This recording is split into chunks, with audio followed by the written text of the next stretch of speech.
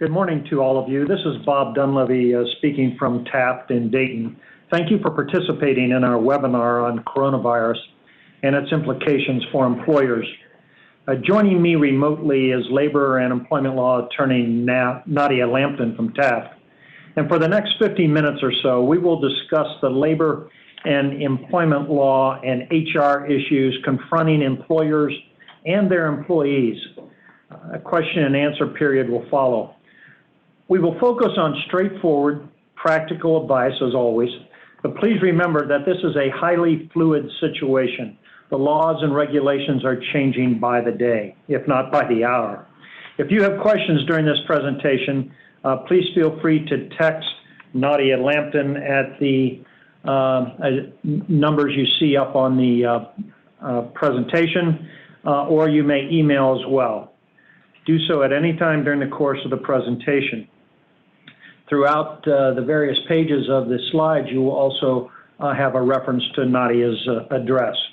It is very important for you at this time to make sure that your electronic devices are muted so that we don't get feedback. So please take the opportunity to mute all of your devices at this time.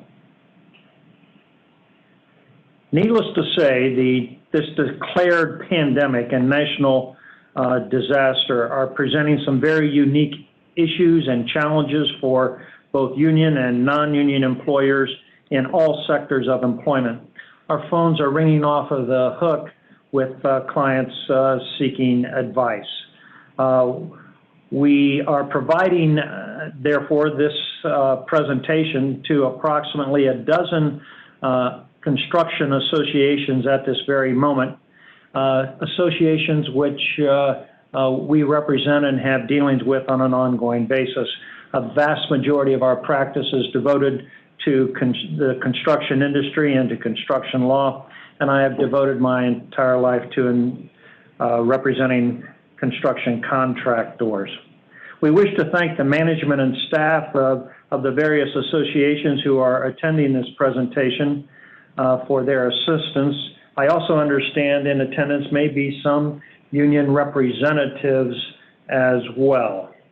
Some of the issues we're going to discuss here today include the rights and obligations of employers to send home employees, the rights of employees to refuse to work, the eligibility of the employees for unemployment, paid leave under the pending legislation called the Families First Coronavirus Response Act, and of course, no discussion would be complete without a discussion of workplace safety requirements.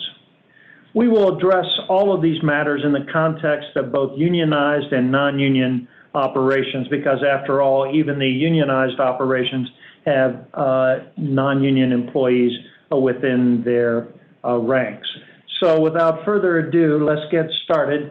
Here are some of the primary laws that are coming into play with respect to the issues that we have to address.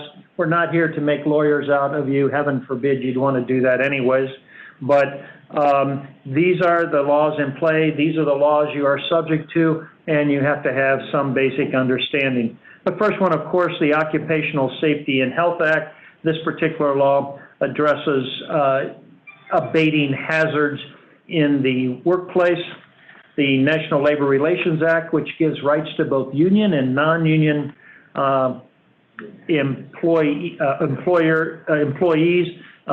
to speak out regarding conditions of employment. The Fair Labor Standards Act and the state laws that govern compensation and whether we have to pay employees who are sent home or refuse to come to work. The Americans with Disabilities Act. Is this coronavirus a disability requiring reasonable accommodation?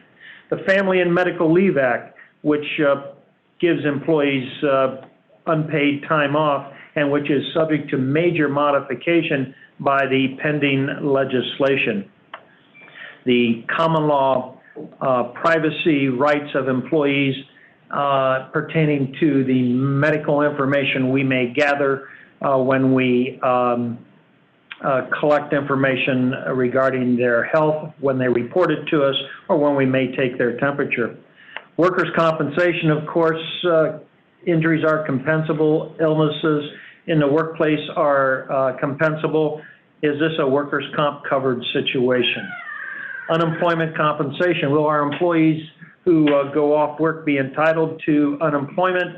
The governor has entered an executive order which substantially changes the unemployment scenario, and we'll bring that information to you as well. Finally, the Family First Coronavirus Response Act, a lot to say in one phrase.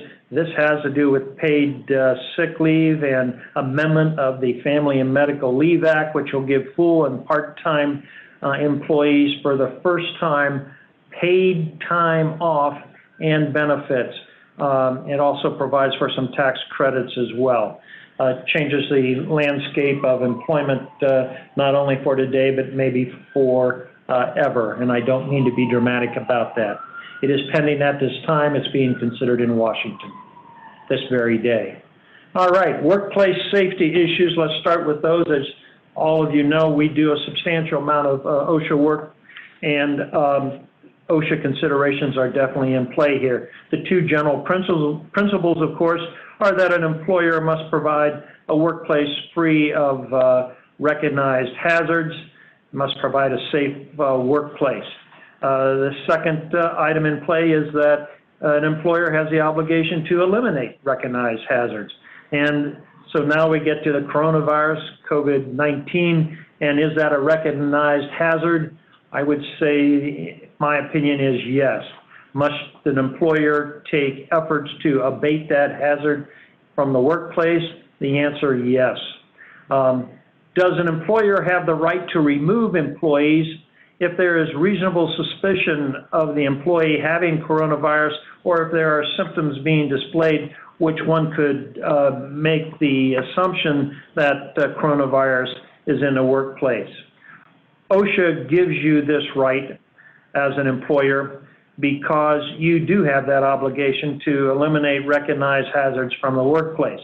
Collective bargaining agreements are in play here as well. Collective bargaining agreements give certain rights to employers guaranteed through the Management's Rights Clause, through past practice, and through other provisions of the agreement, and Nadia will discuss those.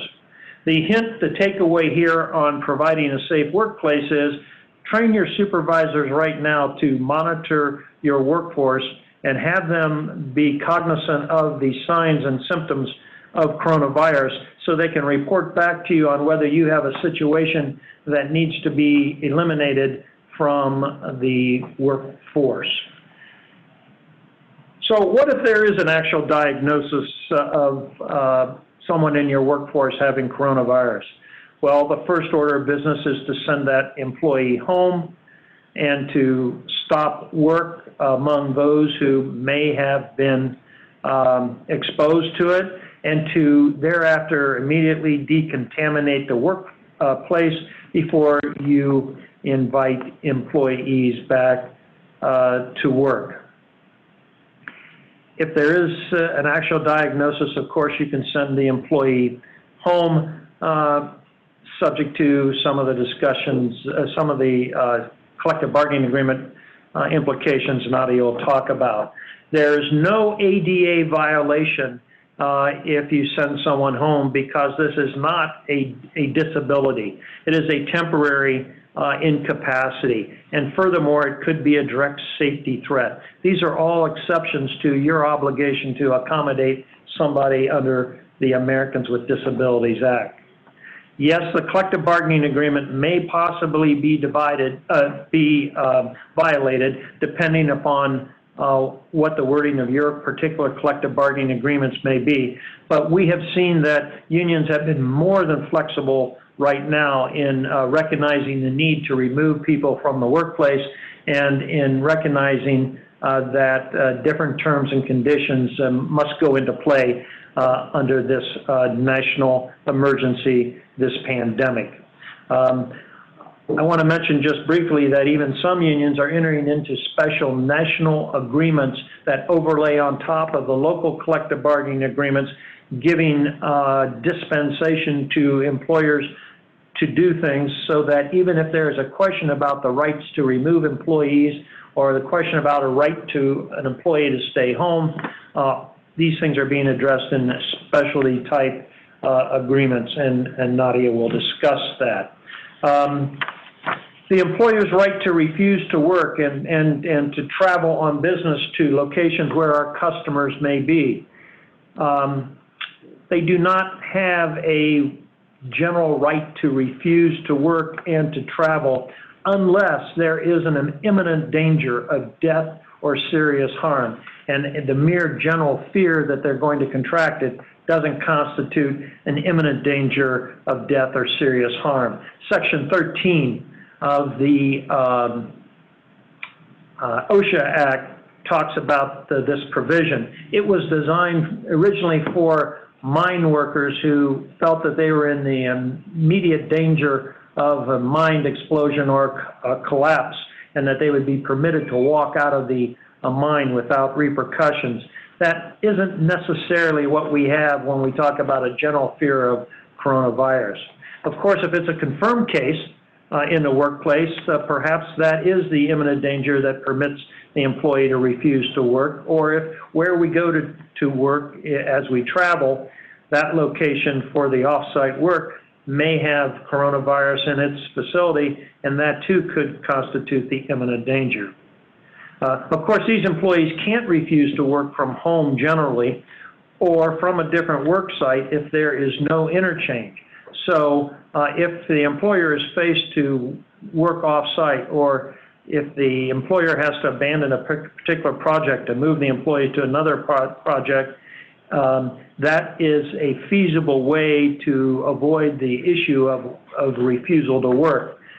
But let's face it, when it comes to this particular situation, I think many employers are going to be lenient on abiding by an employee's wish not to work. Remember, if you have a group of employees that start to refuse to do something, even if you, under the law, can compel them to work because it is not an imminent danger under Section 13 of the OSHA Act, they may be engaging in protected concerted activity under the Labor Act. And whether you're a union or non-union facility, the Labor Act is applicable to you. So Nadia will tell you all about that. I can't tell you how many questions I have received in the last several days regarding employees coming to work wearing masks or requesting to wear masks. And of course, the general medical considerations right now are that these masks really don't do the job that people think that they are performing. If they're wearing these masks merely for avoidance, you can ask them not to do so. You can specifically order them not to do so. Remember, all of you are subject to the respiratory protection standards of OSHA, and you all wrestle with those on a daily basis. And you know it's a pretty tough standard to jump through all the hoops.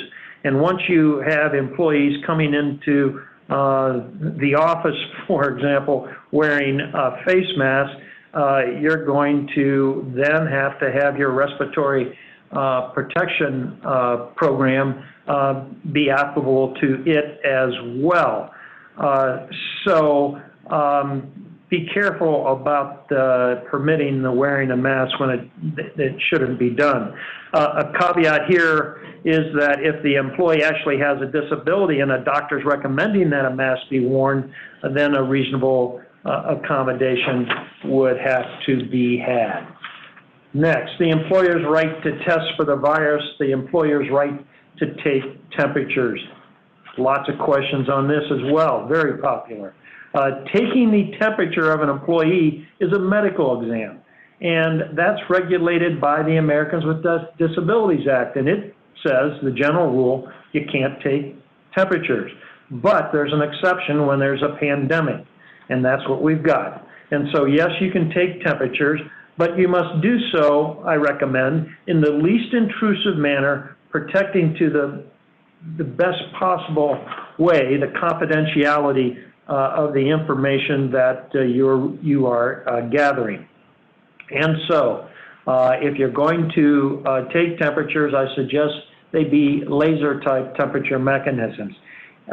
You need to not broadcast to people what the medical results are, because you want to protect the confidentiality to the greatest extent possible. Can you compel an employee to take a coronavirus test? Generally, no, you can't. But you certainly can tell an employee that unless and until they do take that test, that they're not welcome in the workplace. And of course, collective bargaining agreements impact here once again regarding the management's rights, past practices, the owner mandated provisions of the collective bargaining agreement where owners may mandate testing for the virus or temperatures, and Nadia will address that as well. You can tell I've been pretty strategic in pushing off most important aspects to Nadia, who has a lot of experience in this regard. So she'll define these things for you. Finally, the OSHA accident and illness logs. You know that for employers with 10 or more employees, you've got the 300 A's, you've got the 300 logs, and you're logging not only accidents, but you also log illnesses. And so the question becomes, are we going to log all of the coronavirus illnesses? Well, first of all, remember that you only log if the accident or illness is caused by an exposure in the workplace. And it's going to be extremely hard to determine whether the coronavirus contracted is because of exposures in the workplace.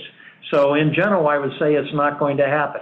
But if you send some kind of HVAC technician, for example, to a hospital to work on some air control situation, some instrumentation, and they're in a department where they're treating coronavirus individuals and your technician falls victim to this, that could very easily be a recordable incident, an exposure in a workplace.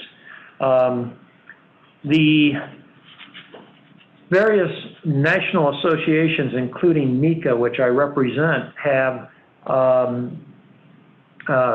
sought some more information, some clarification from OSHA at the Washington level on this, and they are assuring these national associations that it wasn't intended to log each and every situation, but they're not giving out crisp advice as to when it should occur. Let us turn now to the awaited National Labor Relations Act implications for both union and non-union employers. Nadia? Thank you, Bob. Good morning, everyone. I want to take this opportunity to just briefly remind you that you can text or email your questions to me throughout the presentation, and Bob and I will try to address them throughout the presentation. We'll also give you some time at the end to ask us some questions. My phone number and email address are listed on the slide. For those who are connecting via phone only, you can text your question to me at 937-516-4397. And without further ado, let's talk about the National Labor Relations Act. Some employer obligations under the National Labor Relations Act are limited to unionized workforces, but aspects of the National Labor Relations Act apply to all employers regardless of unionization. Today, I'm going to discuss both aspects with you. First, let's jump into the unionized workforce. In a unionized environment, the rights of the employer are regulated by the terms of the collective bargaining agreement. Employers are obligated by Section 8A5 of the Act to bargain over new policies. What that means for employers right now is that with represented employees, those employers have a duty to bargain over new policies that they develop to respond to the coronavirus. For example, if an employer wants to develop a policy on how to pay employees who are quarantined as a result of exposure or potential exposure, that policy, which involves wages, involves a mandatory subject of bargaining and may impose on the employer a duty to bargain with the union. However, recently, just this past year, in fact, the Labor Board accorded broader authority to make unilateral changes to collective bargaining agreements. Specifically, what the Labor Board did was it ruled that if an issue is within the scope or the compass of the existing contractual language, then the employer will not have a continuing duty to bargain. What this means is that the employer needs to look to the existing collective bargaining agreement for a relevant provision that would allow the employer to implement such a policy. In the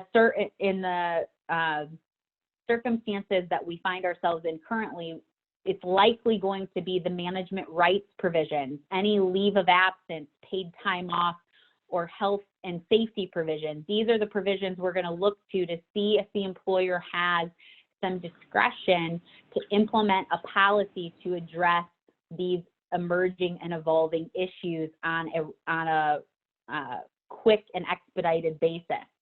A broadly written management's rights clause may very well accord authority to management to send an employee home temporarily, even if a specific provision that would permit that is absent in the collective bargaining agreement. Sending home employees for circumstances beyond the control of the employees, which would be the case here, is arguably a temporary layoff. And the layoff provision of the collective bargaining agreement will regulate when and for what reason a layoff like that can occur. The layoff provision may very well accord to an employer the authority for a layoff based on a safety and health reason like the coronavirus. But again, we have to look to the specific language of the collective bargaining agreement. Any no strike, no lockout provision will also address the rights of employees to stop work and the right of employers to exclude employees from working. Management's rights and layoff provisions, though, are going to trump the no strike, no lockout provisions. You also want to pay attention to whether your CBA has a zipper clause.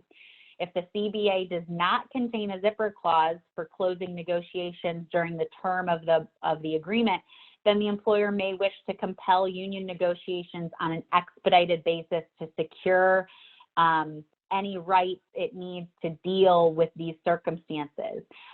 If anything, the last few days have taught us is that things are changing very quickly and employers need to respond. And so we want to make sure that employers have the ability to respond in the moment. However, compelling union negotiations should be a last resort. Management should look to the management rights provisions and the other provisions that I discussed to assess their ability to send home an employee before resorting to reopening the contract.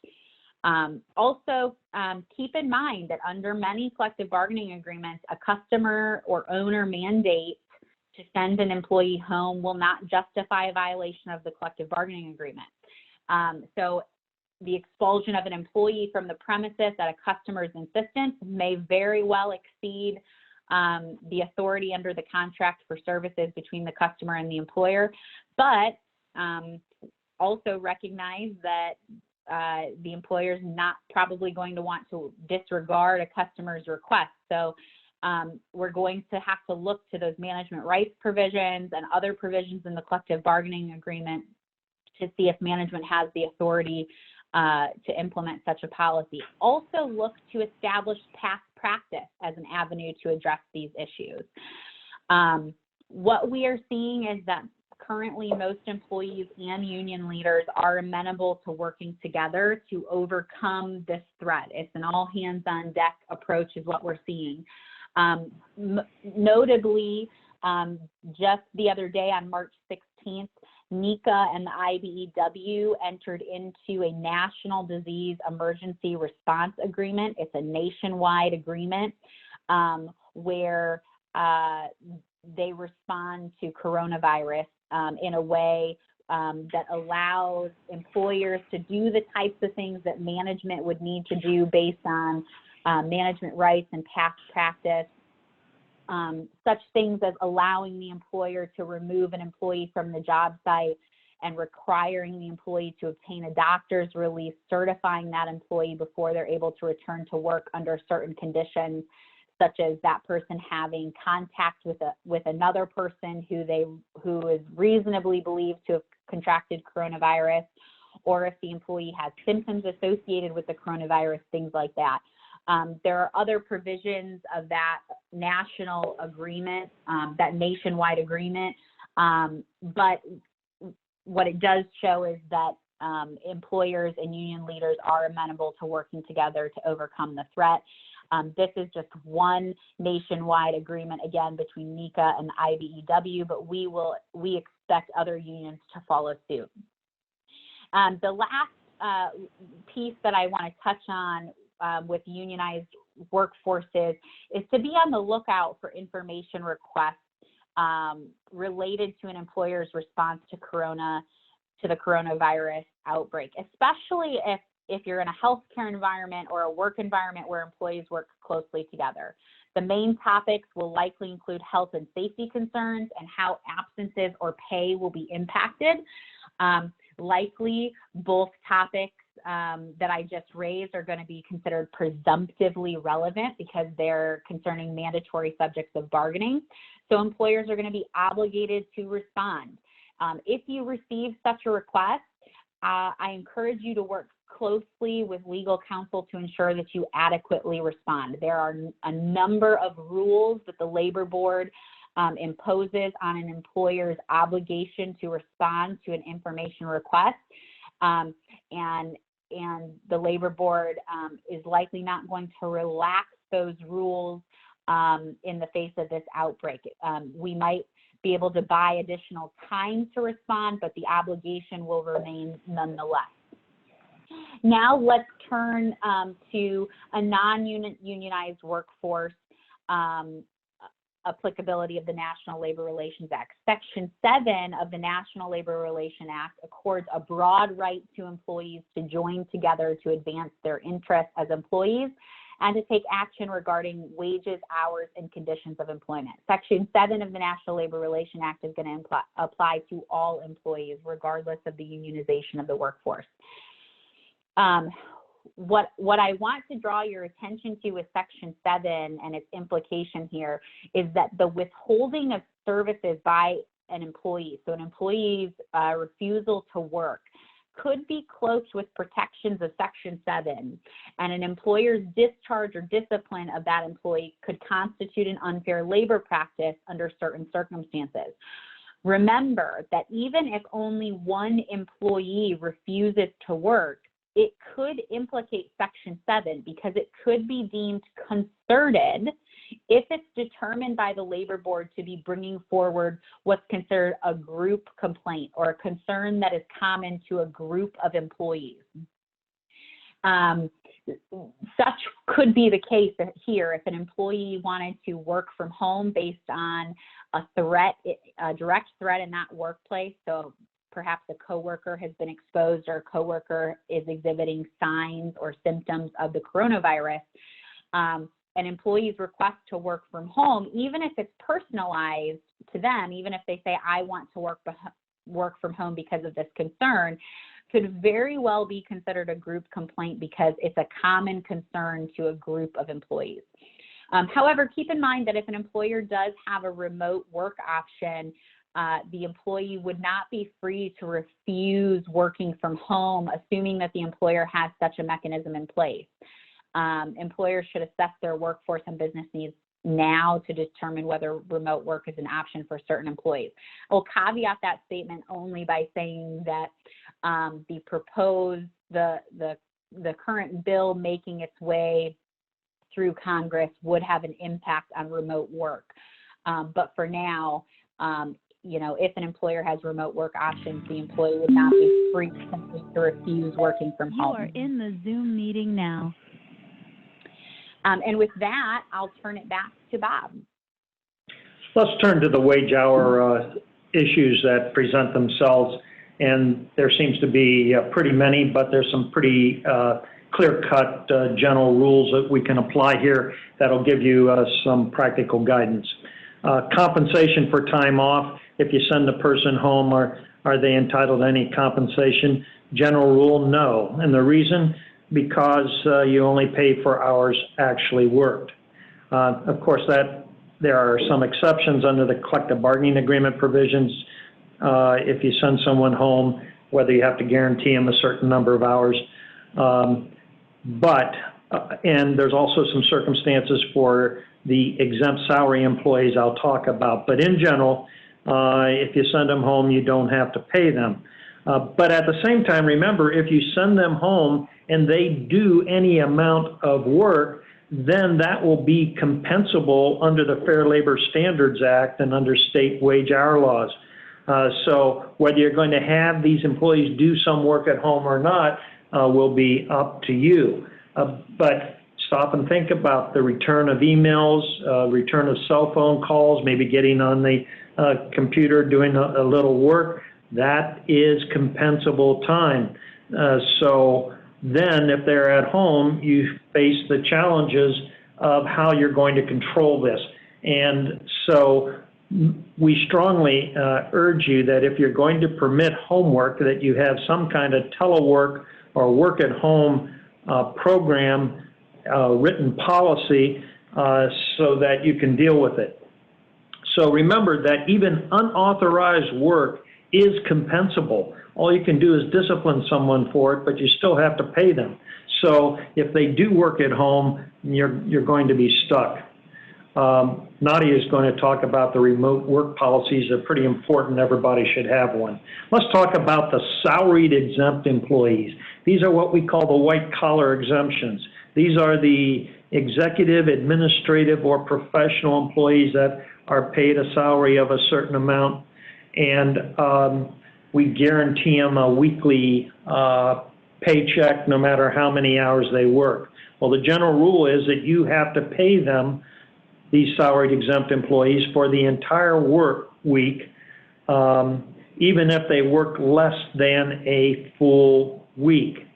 And so don't think that you can reduce the amount of hours per week and then reduce their salary proportionally and get by with it. Now, a few other rules. I don't want to get too technical here, but while you have to pay for the entire week, even if they do a little bit of work, there are some exceptions to having to pay the full week. And if the employee has a personal absence for a full day, a complete day, not because of sickness, just personal absence, you may deduct that from a salaried employee. If the employee is absent for a full day or more due to sickness, you may deduct those days in that work week as well, if and only if you have some kind of bona fide sick leave plan in effect at your company.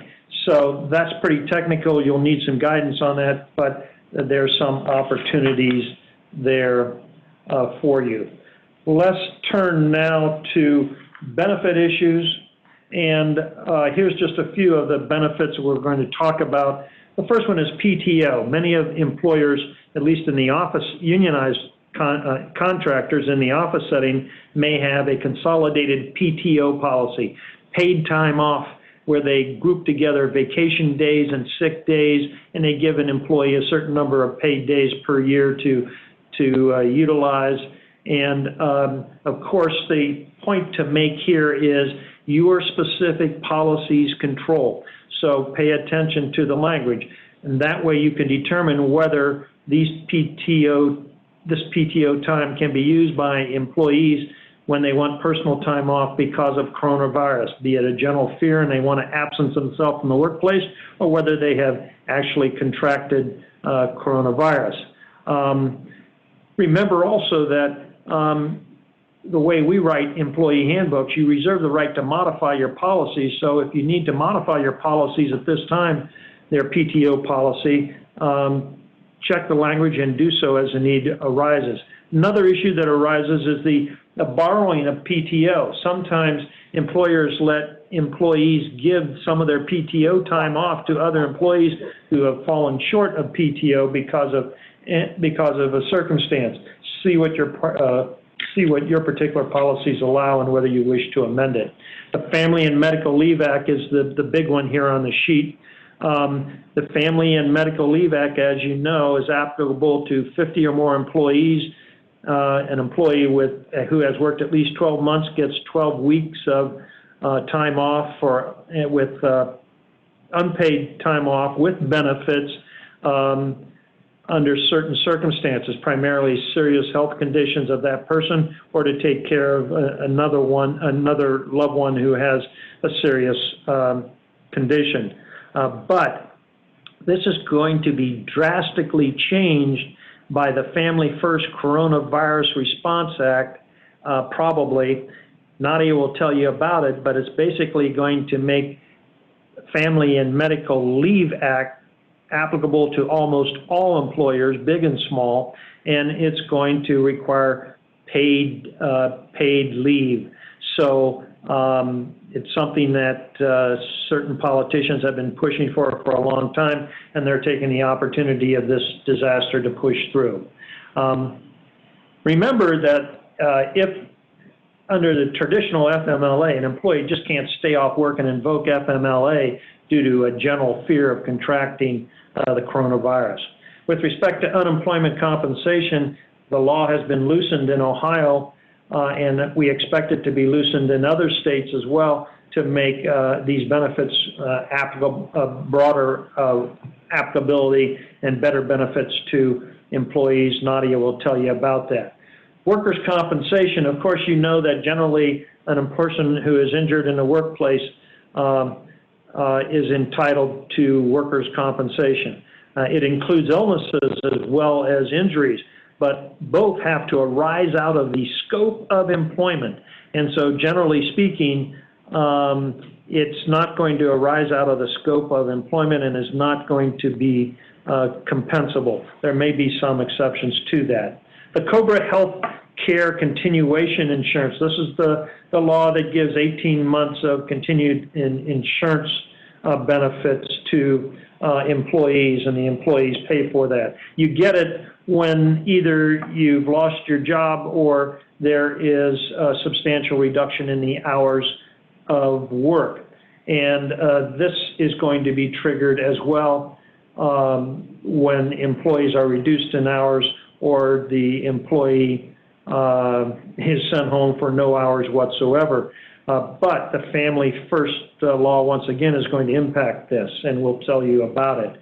The key point here, the hint, is to remember that your insurance, many times, if you're not subject to a multi-employer collective bargaining fund for health care, like your office staff has its own policy, usually those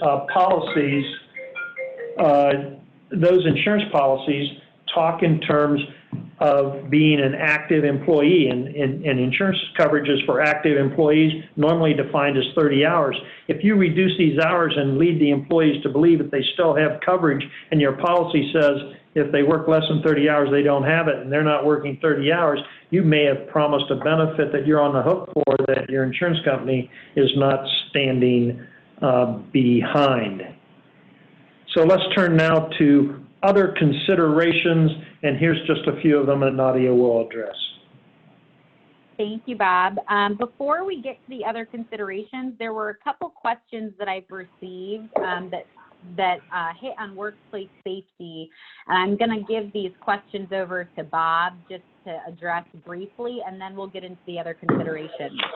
So the first question, Bob, if you are made aware that one of your employees has tested positive for coronavirus and you are informing other employees that are in the facility, if these employees ask the name of the person that tested positive so they can determine their contact, can you tell them the name of the person that had the positive test? There's no particular rule or regulation that gives us guidance on this. I think it needs to be on a need-to-know basis, so I think that you would tell the individual that we are alerting those employees who have had contact with the individual. But as far as broadcasting the name to the entire workforce, I'd be inclined not to do that without the permission of the employee. But I think the employee would probably give permission under most circumstances. Right, and we're gonna, in a few moments, I'll address ADA confidentiality obligations, which would come into play here. So like Bob said, we would try to talk to all of the employees that came into contact with that person, but we would not give the name absent consent. But we'll talk about ADA confidentiality in a little bit.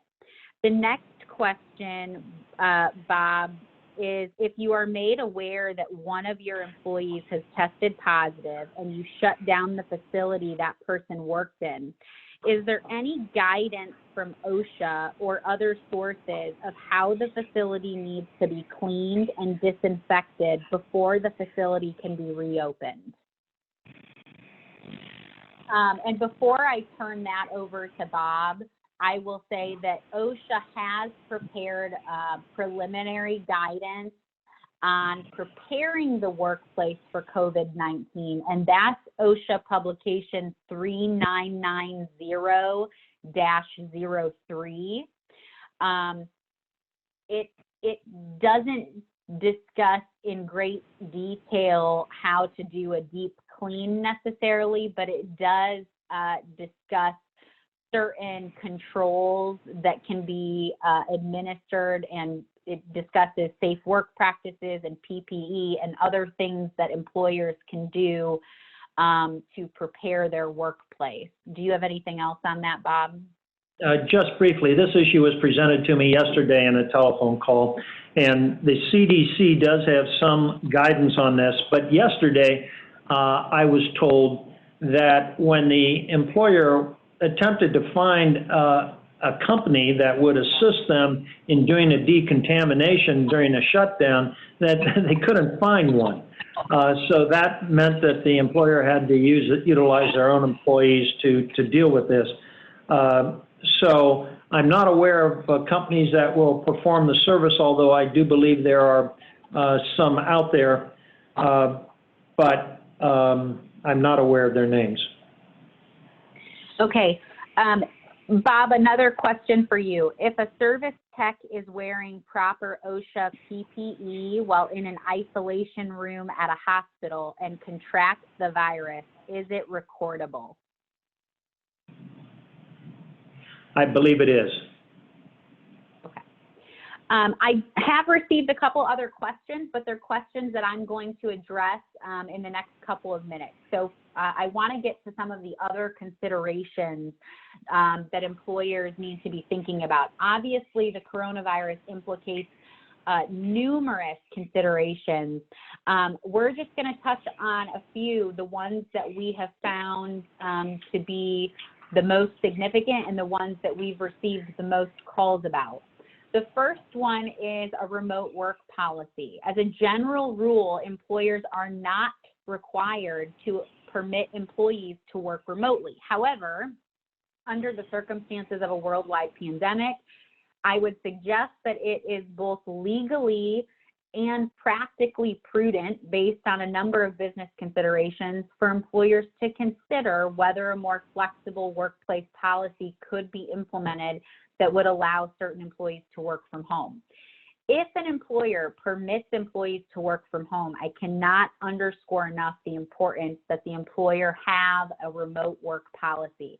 It needs to be drafted in such a way to limit employer liability and exposure. And there are a number of significant provisions that need to be considered and incorporated. Again, this is an area where I would suggest that you contact legal counsel to assist you. But certain provisions that would have to be addressed in any remote work policy would include a definitional section to define what the remote work situation will look like. What does it mean to telework? What employer discretion and authority is there for determination? It will address availability and scheduling. So the at-home work hours conform to a schedule that's agreed upon by the employer. It will address the workspace and location, so the establishing parameters for the work environment at home. What communication expectations does the employer have on the employee while they're working from home? It needs to address equipment and supplies, expenses, who is responsible for what expenses. The policy would also address tech support. It would address security. How will you and your employees who are remote working protect proprietary company and customer information? It will also address safety and OSHA issues related to home offices and inspections if those OSHA regulations are applicable under the circumstances. It would also address dependent care because likely the remote work arrangement is not going to be intended to be a replacement for daycare. So it'll address that. It'll also address workers' comp and liability to third persons. These are just some of the areas that would be key to incorporate into a remote work policy. Another consideration that employers need to think about right now is the protection of confidential and trade secret information. Bear in mind that although we are in a state of national emergency, employers have an obligation to secure their trade secret information. And just because we're in a state of national emergency doesn't mean that the employer can all of a sudden take steps and measures that put their trade secret information and confidential information in an unsecure state. That will result in losing trade secret protection. So as we're in this national emergency and as you're taking steps to secure your workplace and to protect your employees, don't forget about your obligation to secure your confidential and trade secret information. This is particularly important as you consider allowing more flexible workplace arrangements. The next consideration I raised to you is employee goodwill and public relations image. Recognize that your considerations right now are not just business and they're not just legal considerations. If you're a business that's been forced to close your doors because of COVID-19, don't forget that your doors will open up again, whether that's in a few weeks or a few months. If you want your workforce to stay with you, then consider how to act now so that you can maintain employee goodwill and so that you can withstand the storm. Similarly, how do you want the public and your customers to view you, your management, and the actions that you're taking right now? Taking stark measures against employees to cut costs likely will not achieve high marks in the public relations category. I raise these only as considerations. As we're acting, as we're considering policy changes, as we're considering how to keep our businesses viable, keep in mind employee goodwill and your public relations image at the same time. Bob, do you want to say a couple words about contract obligations here? Yes, thank you. Let's talk force majeure. While this isn't a labor relations concept, you should keep it in mind, and it does have some relationship to what we're going to talk about. A force majeure clause in a contract for services is a clause that excuses a party from performing under certain circumstances. It's a clause where you don't have to live up to your obligations. So the question that presents itself is, may the customer void a contract it has with you for you to perform services because of this national emergency? Or in the alternative, may you as a contractor refuse to live up to your side of the contract and to, quotes, man the job, so to speak, because you don't have a sufficient number of employees to do the work. These clauses are highly specific. These are the act of God clauses, and customarily they apply to things like a hurricane or an earthquake. They're very language specific. So look to your force majeure clauses, look to your contracts and the fine print on the back of the POs that you get to determine what your rights are to walk away from a particular contract. Some clauses don't deal with complete inability to perform the work, but have things like you can be excused from it if it's inadvisable to go forth, or if it would be commercially impracticable to go forth. So language of the clause means everything. Nadia? Thanks, Bob. Everyone, I just want to make you aware that I have received a number of questions, and we are going to get to your questions momentarily. For some of you who have texted me, I've texted you back to tell you we're going to get to your questions. I've also received some email questions. Just hang with us. We want to get through some more information, and then we'll address some of these other questions we've received. So right now, one of the other considerations I want to raise is about the future impact of these workplace changes. Are they going to be lasting, or are they temporary?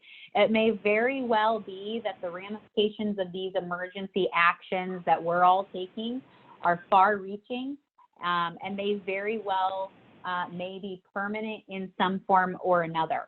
The way we perform work, the way we give time off and compensate for time off is likely going to change dramatically, and it may shape future legislation and future regulations and future decisions to come. It is Bob and I's opinion that more people will telework on a more regular basis in the future. It's something that we expect to see in the future, more requests from employees to telework. We expect that paid time off and benefits in some form may become an actuality on a more impactful and forever basis as opposed to temporary. Just something to think about for now. Another thing I want to raise with you are ADA considerations. Confidentiality obligations exist here too. Taking the temperature constitutes a medical exam, as Bob told you, and employers are obligated to keep confidential any medical information of employees when an employer solicits that information through a medical inquiry or exam. The other ADA consideration I want to raise with you is that employers should be very careful right now when faced with an employee request, whether that request is to work from home or to wear a mask or any other workplace request. Be careful not to prohibit that request or practice out of hand. Don't assume that the request is only because of coronavirus.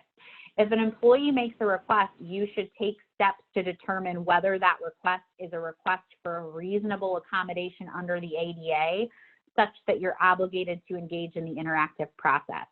If the request is solely related to the avoidance of contracting coronavirus, then that request is not related to a disability and would not be protected by the ADA. But remember that the ADA requires employers to provide reasonable accommodations to qualified individuals with disabilities who are employees, unless doing so would cause an undue hardship. So bear in mind your ADA obligations and your obligation to engage in the interactive process when there's a request for a reasonable accommodation. Don't assume that all requests right now are related to coronavirus. And with that, I want to turn to the Families First Coronavirus Response Act. This is HR 6201. It was passed by the House of Representatives a few days ago on March 14th. It's currently under consideration by the Senate. It is expected to pass the Senate, but we may see further revisions.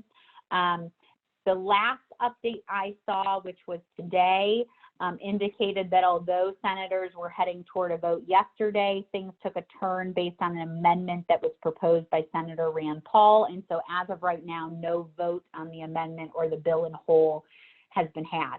What I want to make clear right now is that this is not current law. What I'm about to go over in this slide regarding the emergency FMLA and the emergency paid sick leave and tax credits is an overview of proposed legislation. This is not current law. Things are evolving rapidly and we will update you as we get them, but for right now, this is proposed legislation. So what does this bill do? The act provides up to 14 days of paid sick leave and up to 12 weeks of paid family medical leave to help those dealing with exposure to or diagnosis or symptoms of the coronavirus, including parents of children affected by school closures. If passed as currently drafted, The act would become effective no later than 15 days from enactment. It has three significant components that I want to address with you today. The Emergency Family and Medical Leave Expansion Act, which I'm going to refer to as Emergency FMLA, the Emergency Paid Sick Leave Act, and various tax credits. Those are the three components I'm going to address. First, the Emergency FMLA. It applies to employers with fewer than 500 employees. Employers, I received a question just a few minutes ago regarding whether the FMLA will apply to employers with less than 50 employees under the new act. The answer to that question is that employers with less than 50 employees are required to provide emergency FMLA, but they will not be subject to civil liability for failures to do so. And the act would give authority to the Department of Labor to issue regulations that would exempt small businesses with fewer than 50 employees from the requirements of emergency FMLA when the imposition would jeopardize the viability of the business. That's a pretty high standard, but the emergency FMLA and the emergency paid sick leave, as we'll get into, you'll see have some pretty significant benefits for a small business. So viability of the business could come into play. So what does emergency FMLA do? It requires employers to provide emergency FMLA to all employees who have been employed for at least 30 days before the leave is requested. Under emergency FMLA, the type of leave is unpaid leave for the first 14 days. After the first 14 days of unpaid leave, employers must pay employees 2/3 their regular rate of pay for the number of hours the employee normally would be scheduled to work over that time period. Something to note is that while those first 14 days of leave are unpaid under the emergency FMLA period, that period may be paid under the emergency paid sick leave, or if the employees have other available paid leave such as vacation, personal, medical, or sick leave, assuming they have that available to them. They can use those benefits concurrently with emergency FMLA. The qualifying reasons for the leave. Employees are entitled up to 12 weeks of emergency FMLA for 3 reasons. 1, a public health official or healthcare provider has determined the employee's physical presence on the job would jeopardize the health of others because the employee has been exposed to coronavirus or is exhibiting symptoms of coronavirus and cannot perform his or her job remotely. 2, the employee is caring for a family member under those same circumstances. Or 3, and this is the big one, guys, the employee is caring for a son or daughter under the age of 18 whose school was closed or whose child care provider is unavailable due to the coronavirus public health emergency. Under emergency FMLA, it's similar to FMLA in that employers must restore employees back to an equivalent position upon their return to work. Violation of the emergency FMLA is subject to the same penalties and enforcement mechanism as FMLA. So wages, benefits, other lost compensation, interest, equitable relief, including reinstatement, attorney's fees, costs. Now I want to jump to the Emergency Paid Sick Leave Act. This applies to employers with fewer than 500 employees. Employers are required to provide emergency paid sick leave to all employees, regardless of how long they've been employed. Under the Emergency Paid Sick Leave Act, employers must provide full-time employees with 80 hours of paid sick time and part-time employees with paid sick time equivalent to the number of hours those employees worked on average over a 2-week period. For your employees who are variable houred employees, you're going to use the average number of hours worked in the 6-month period preceding the leave. If the employee has worked less than 6 months, you're going to go to a reasonable expectation of the average hours the employee would be anticipated to work. Pay is also calculated differently based on whether the employee is taking leave because he or she was exposed or has symptoms, or whether they're taking the leave to care for a family member or child. Paid leave under the Emergency Paid Sick Leave Act is in addition to, not instead of, existing paid sick, medical, vacation, or other leave that employee might have. Employers may not require that the employee obtain a replacement to cover those hours. Employers must post a notice regarding the emergency paid sick leave, just like other employment notices are posted. The qualifying reasons for leave under the Emergency Paid Sick Leave Act are 5. They include self-isolation because of a coronavirus diagnosis, to obtain a medical diagnosis, to comply with a public health care official or healthcare provider, to care for a family member who's self-isolating for the same reasons, and 5, to care for a child whose school has been closed. Employers are prohibited from disciplining, discharging, discriminating, retaliating against any employee who takes leave under the Emergency Paid Sick Leave Act. Violations of the Emergency Paid Sick Leave Act will be deemed to be a failure to pay minimum wages in violation of the Fair Labor Standards Act, and the penalties include fines not more than $10,000, unpaid wages, liquidated damages, equitable relief, which is going to include reinstatement, and attorney's fees and costs.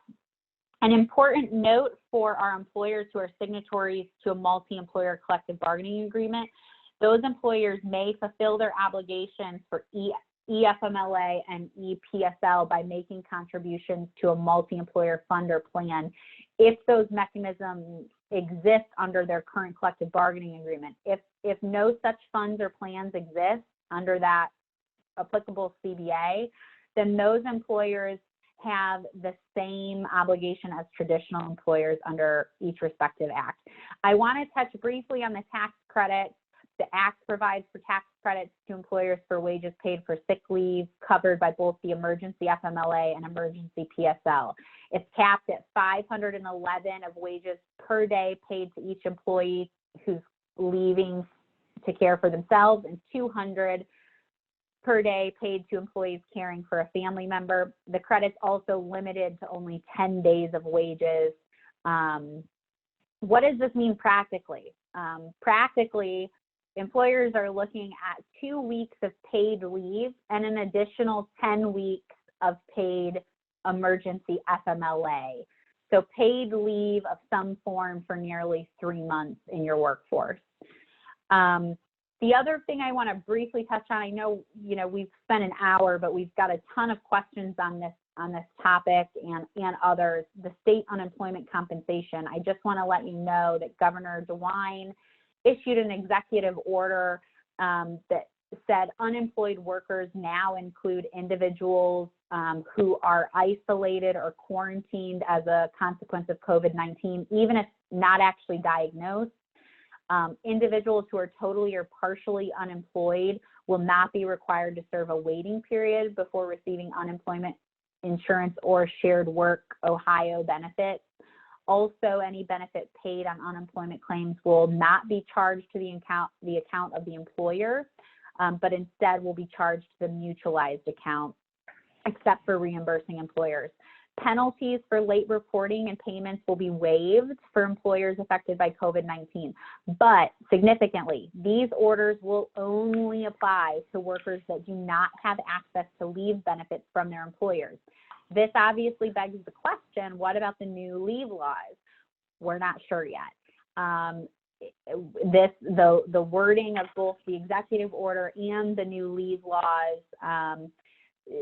tells both Bob and I that we're going to see some regulations from administrative agencies on how to move forward, both under the Act, and we would assume that Governor DeWine will set forth some regulations or a new executive order to address how the two will apply in tandem.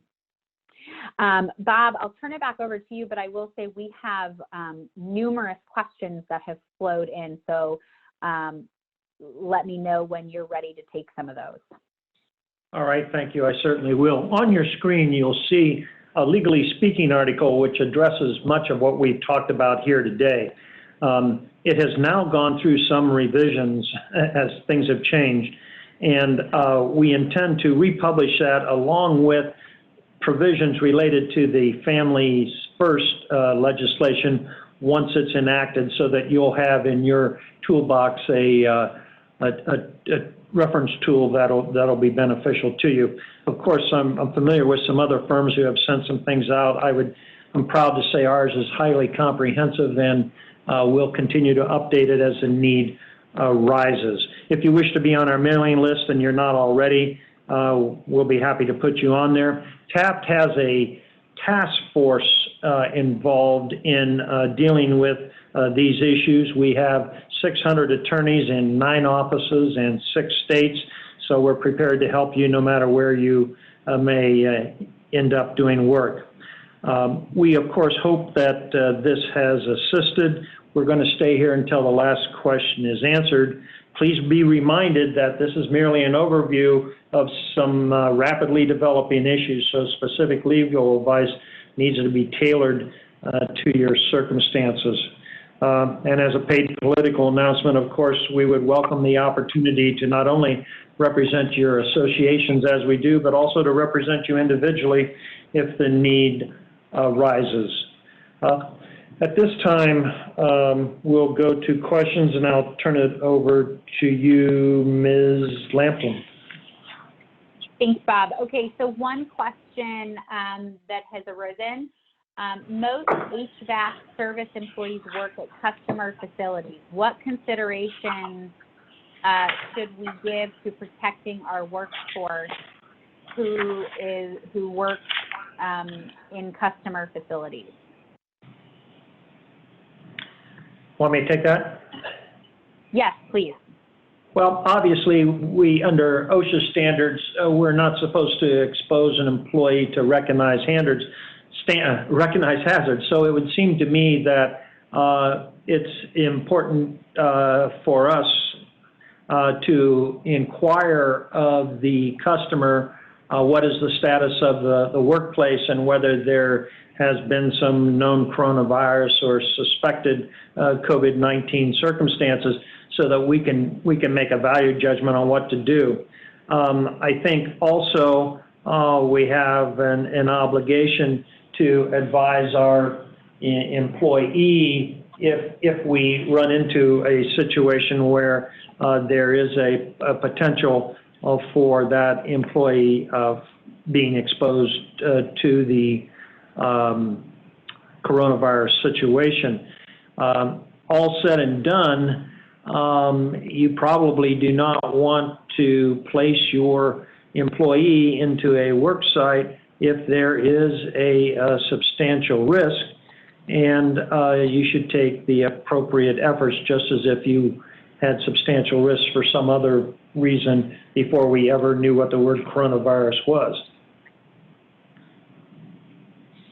Okay, next question. What should we do for employees that have gone home or stayed home due to feeling sick? And how should we handle situations where medical professionals are remotely or digitally seeing and diagnosing illnesses? Go ahead, Nadia. Sure. So what I would say at the outset, not taking into consideration the pending federal legislation, for employees that have gone home or stayed home due to feeling sick, all of the guidance out currently points to the answer that we want those employees to stay home, that sick individuals should not be in the workforce, particularly given what Bob talked to you about earlier with workplace safety. We have a recognized hazard on our hands. We don't want to exacerbate that by having employees who are sick in the workplace.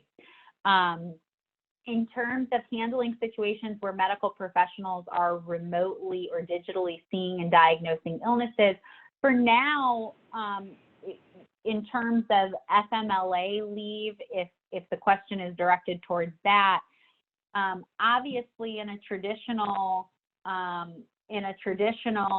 environment, we would obtain some type of certification to qualify the condition. That's something that can be, the employer can deem it qualified if it chooses.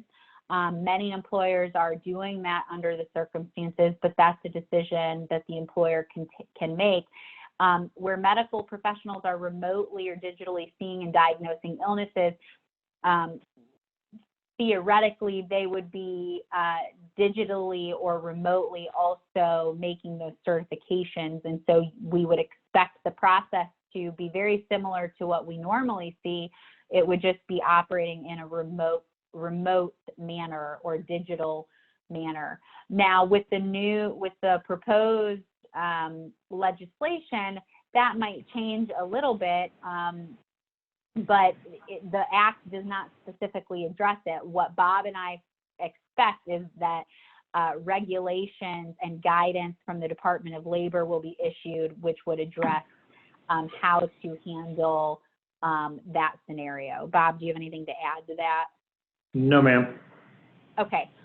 Next question. What trumps the CBA regarding no strike, no lockout clauses? We discussed that earlier. Management rights clauses would. Bob, do you want to say anything more about that? Sure. Management's rights, of course, and she talked about you need to look at those clauses, but equally as important, in my opinion, based upon doing this for 40 years, is past practices. And to the extent that past practices have arisen through the course of the time that the contract has been in effect, it could give us the rights we need also to deal with this as we see fit. Also, that any nationwide agreements that you see coming out would reflect an agreement between the employer and union, which would take precedent under the circumstances we're now in. One last thing, Nadia. Under past practice, there's probably a subheading of owner mandated, and we're used to owner mandated provisions, and the unions have all recognized that when something's out of our control because the owner of the facility or the general contractor is mandating it, then we're going to both parties, both the union and the company, are going to do whatever the owner mandates. That is part of that past practice, and there are owner-mandated activities that go on every day, and this, in a way, could also be an owner-mandated situation. Okay, next question. If an employee is at risk due to underlying health conditions and cannot work, will written substantiation from a doctor be required? Bob? Well, first of all, if the individual is at risk due to underlying circumstances, you probably already know about it. And if you know about it and take a common sense approach and say, well, under these circumstances, I guess we need to absent this person from the workplace, agree to that person not working, so be it. If you don't have that long-term understanding of the condition and they bring it to your attention, then they're triggering the Americans with Disabilities Act. They're telling you that they have a disability, and then if there's a disability, there's a need for accommodation, a reasonable accommodation. One such reasonable accommodation is the granting of a leave of absence.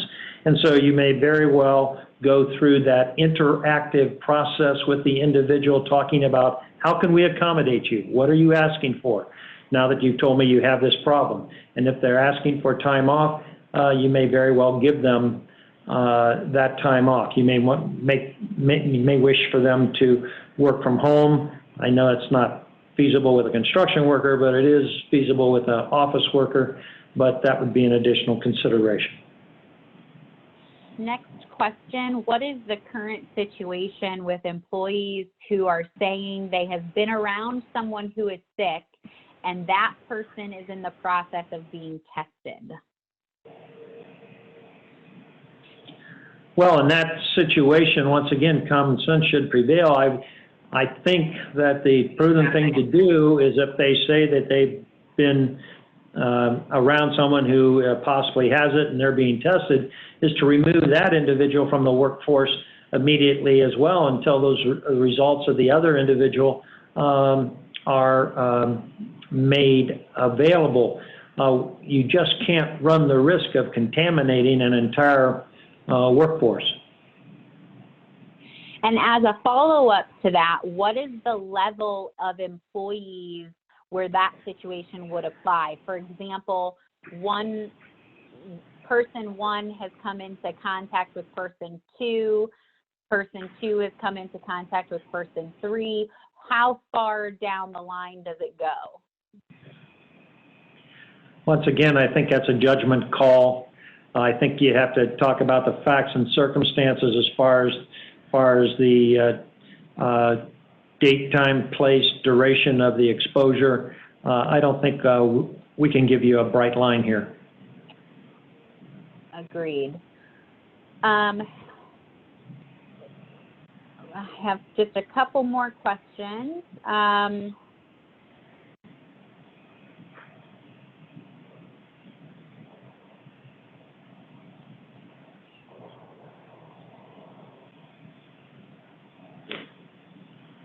When a person shows symptoms at the work site, should we send them to the hospital immediately? And are we responsible for their time to pay them while they're at the hospital and during their quarantine time?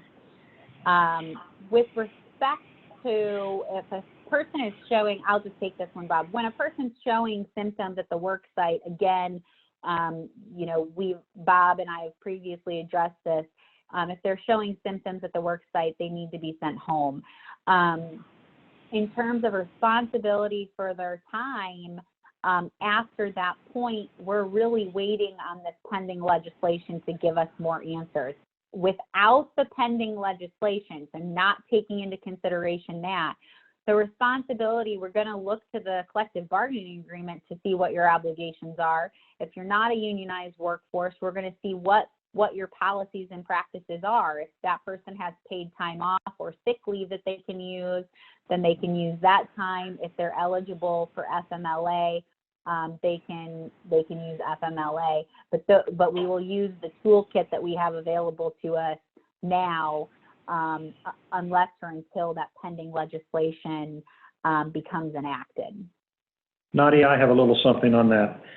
That's somewhat of a loaded question, in that the question said if they show the symptoms, do we send them to the hospital? First of all, confirming what Nadia said, I don't think it's an issue of whether we send them to the hospital or not. I think it's an issue of whether we take them out of the workforce immediately, and the answer is yes. You send them to the hospital, it's no different than sending them with an injury. You have instructed somebody to do something and you've invoked compensable time. If you send them to the hospital and they sit there for 48 hours, arguably they're at your instruction to do something and you would have to pay them. And also you're meddling in their medical considerations. So whether they go to the hospital or not is up to them. All you know is you can't afford to have them in your workforce at that juncture. Thank you, Bob. We have a number of other questions. I'm shuffling through them because many of them have already been answered. During the mandatory shutdown, when the government program covers employees' income, who pays for FICA, Social Security, and Medicare?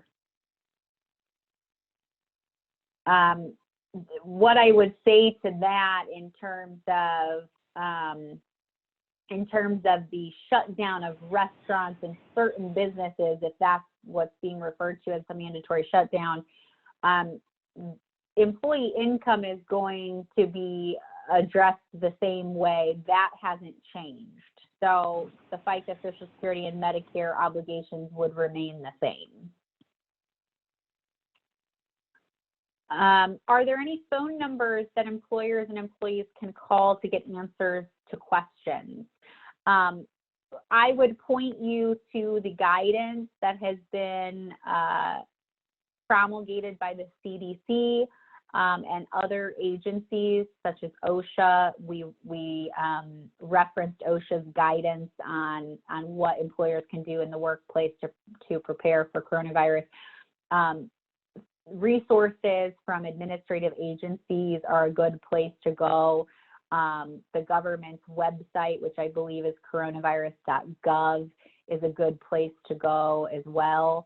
And in terms of more specific questions, as Bob said, feel free to call us if you have specific questions that require a legal analysis. Bob, do you have other resources? No. Okay. That is it in terms of questions at this point that have not been answered. If anyone else has questions that they would like to send to us, feel free, but we are certainly well over on time. Okay, wait, one more question. As a signatory contractor under the collective bargaining agreement, will there be a provision within either existing acts or new legislation, or how long in terms of a time limit will an employer and or employee have to file relief, whether that's paid time off and or tax credit? With respect to the proposed legislation, the Family First, the emergency FMLA and emergency paid sick leave provisions of that bill are only good through December 31st, 2020. Obviously, that is subject to amendment at this point and subject to change in the future, depending on how this virus evolves over time. But as of right now, it's going through December 31st, 2020. And we don't have additional information in terms of time limits outside of that. Thank you, Nadia.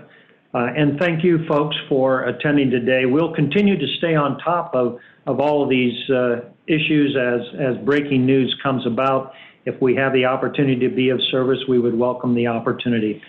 Have a good day and stay safe.